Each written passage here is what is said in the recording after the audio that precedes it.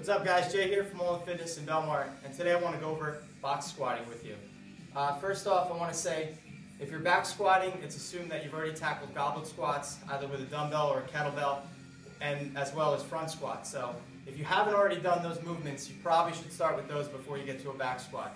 This would be a more advanced stage of squatting. So all too often I see people in the gym getting underneath the barbell, and there's a lot of things going wrong. They're flexing forward, their butt's not going low enough, and it just looks bad in general.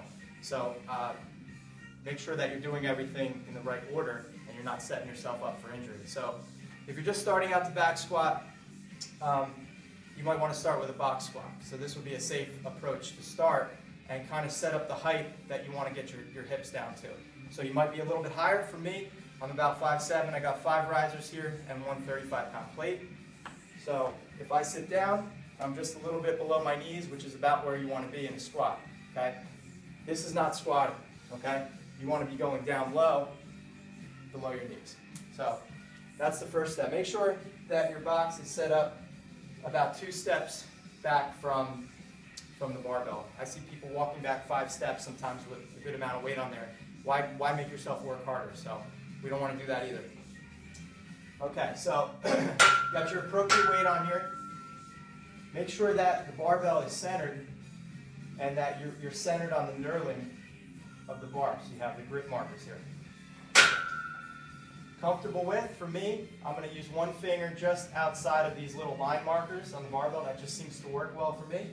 You might be closer, you might be wider, depending on your shoulder mobility. So get underneath the bar and make sure the barbell is sitting on your traps, all right?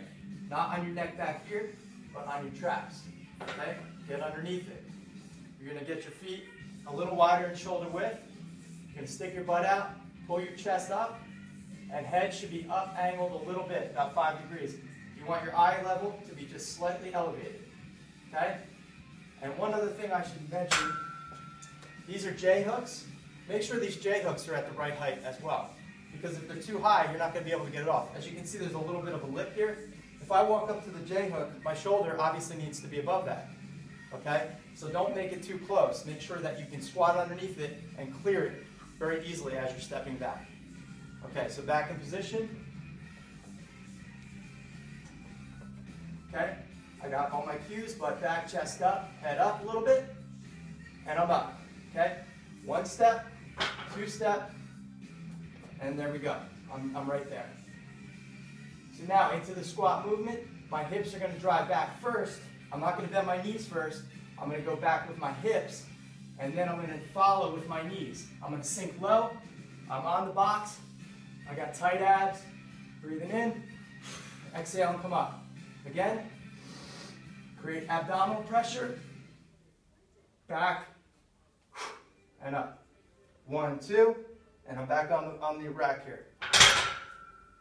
Here's your box squat. Give it a shot.